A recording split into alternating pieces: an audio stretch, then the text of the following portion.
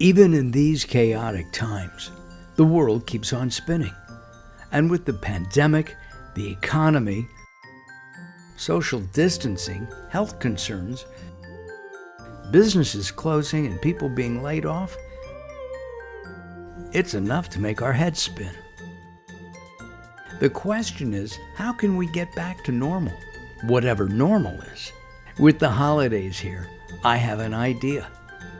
Send family and friends a hug.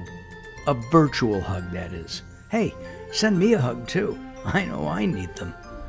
Then do something for yourself. Have fun. Do something different, like what I do. Cook something and share the recipe. Learn something new, like writing a book. I did that too. Spend time with friends without really being with them. Let's create the new normal with what the world really needs. Love. Isn't that what the holidays are supposed to be about? May the spirit of Christmas and the light of Hanukkah bring us all together in peace. Happy holidays from Mark Alyn Communications, Late Night Health, Mark Alyn Cooks Your Dinner, Growing Old Sucks, Podclips.io, and Imagine BC.